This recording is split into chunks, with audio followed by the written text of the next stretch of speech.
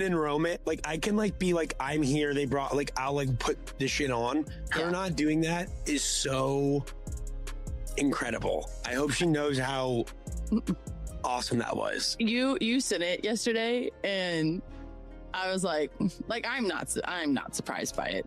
I'm not, because you know what? Everyone's always trying to get her to like wear something or do something, and like for her to be like, hell no. I haven't watched a lick of the WNBA. I don't know what's going on. I talked to my teammates like the day that we did exit interviews and all of that, and I haven't. I need a cleanse. Like, I'm booking vacations. Wes, we need to go on a vacation and do a podcast. That wasn't just a player talking about being tired. That was a warning shot. For weeks, the internet has been celebrating Sophie Cunningham as the enforcer, the loyal teammate willing to get ejected to protect her superstar, Caitlin Clark.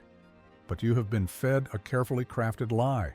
That story, the one about selfless loyalty, is just a smokescreen. The truth is much colder and far more calculated. The viral clips of Cunningham defending Clark weren't just a reaction, they were an audition. They were the first public move in a high-stakes strategy to use the single biggest asset in the WNBA, the Caitlin Clark effect, as a weapon in a personal war against the league office that she was already losing. Today, we're going to connect the dots and show you the real story. This isn't about friendship. It's about leverage. We'll expose how Cunningham manufactured the enforcer narrative, weaponized Clark's popularity, and is now using that power to deliver a final ultimatum to the league. Give me what I want, or I walk. We are a community of narrative analysts here, and we live for the story behind the story. If you appreciate this level of deep dive investigation, do me a favor and hit that like button right now. It's a small click for you, but it's a massive signal for us that you want the unfiltered truth. Okay, let's get into it. To understand the strategy, you first have to understand how the weapon was forged, and it was forged in a single moment of chaos. The scene was a game against the Connecticut Sun, and a tense situation spiraled out of control. Caitlin Clark was involved in a controversial on-court altercation, getting struck and pushed to the ground in a multiplayer scuffle. And then, out of the chaos, a narrative was born. Sophie Cunningham charged into the fray to defend her teammate, an action that got her immediately ejected from the game. In the eyes of the media and the fans, the story was simple and powerful. Sophie was the loyal protector, the tough-as-nails veteran watching over the young superstar. The internet exploded. Fans instantly crowned her the enforcer. Social media was flooded with comments like, "Every superstar needs a Sophie Cunningham." Her jerseys reportedly sold out overnight. In one move, she had transformed her public image. She was no longer just a player, she was a hero in the Caitlin Clark saga. And as we all know, in this media landscape, being a main character in Clark's story is the most valuable currency you can have. But what if that wasn't a happy accident? What if that was the entire point? Let's connect the dots here, because this is the story behind the story that they never wanted to discuss. Before the scuffle, before she was the enforcer, Sophie Cunningham was a soldier fighting a losing battle. For months, she had been one of the most vocal critics of WNBA leadership. She publicly ripped into Commissioner Cathy Engelbert and the front office, dropping bombshell quotes like, "They might be good business people, but they don't know anything about basketball." And that's gotta change. She was loud, she was getting headlines, but nothing was changing. She had the passion, but she lacked the power. In any high-stakes negotiation, you need leverage, and screaming into the void isn't leverage. The league could fine her, they could dismiss her as a hothead, but they didn't have to fundamentally change because she was fighting alone. Okay, now we have to filter out the noise and think like a strategist.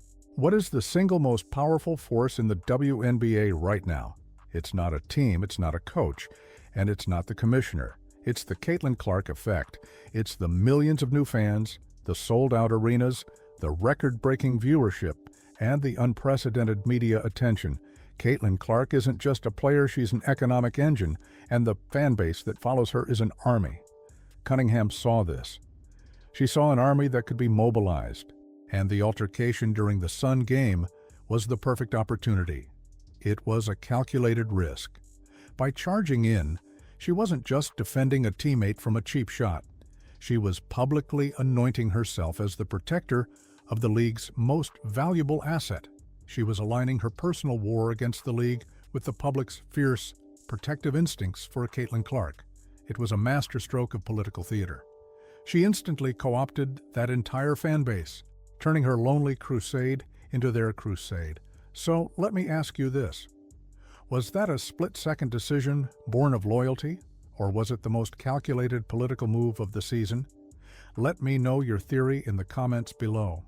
Because after that moment, everything changed. Suddenly, her criticisms of the league weren't just the rantings of one frustrated player, they were amplified by millions of new voices, all demanding to know why the league wasn't doing more to protect its biggest star. The narrative was no longer Sophie versus the WNBA. It was the WNBA versus Caitlin Clark.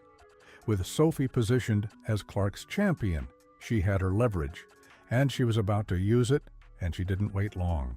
With the enforcer narrative firmly established and Clark's army of fans now hanging on her every word, Cunningham delivered her ultimatum. She went on the Show Me Something podcast and, under the guise of being unfiltered, she started dropping carefully placed hints. This is where many of you watching have already connected the dots, and you were on to something massive. Listen again to the clip that started this video. She says, "I haven't watched a lick of the WNBA.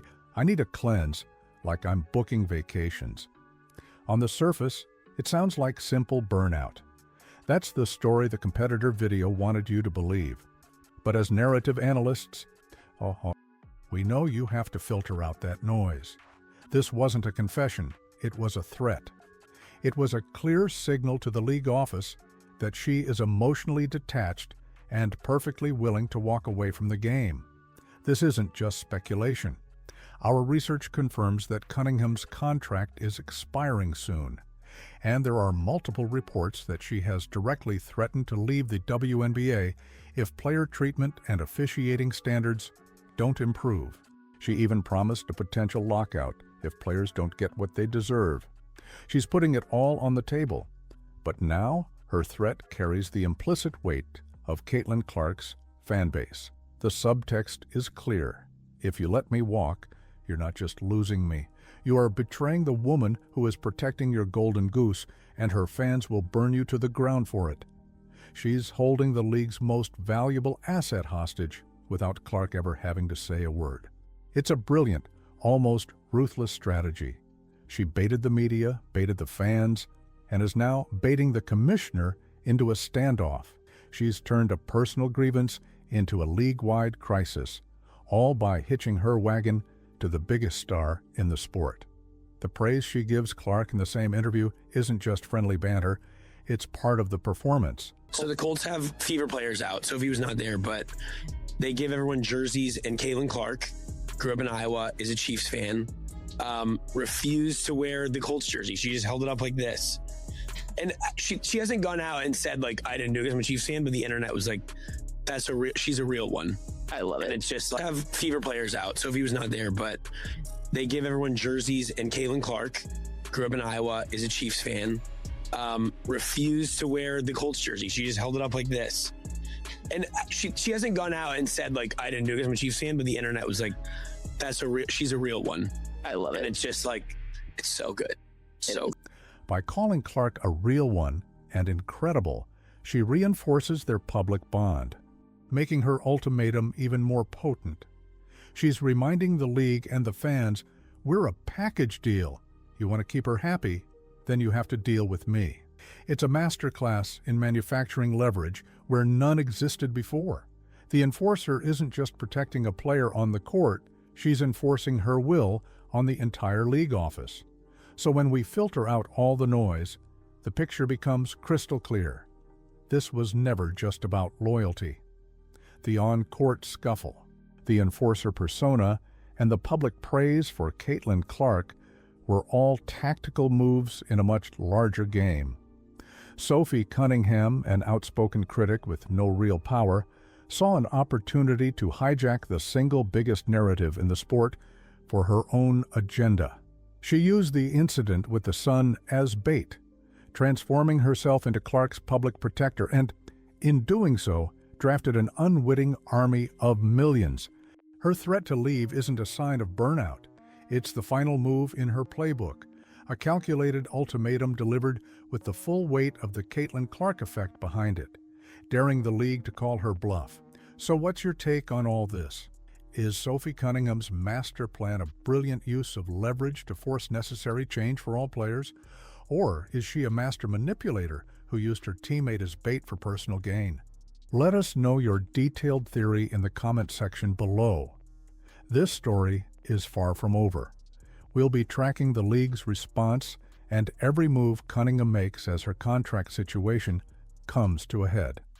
Make sure you are subscribed with notifications on so you don't miss the next chapter. And finally, if you know a fan who only saw the Enforcer headlines, share this video with them. Every narrative analyst deserves to understand the real game being played off the court.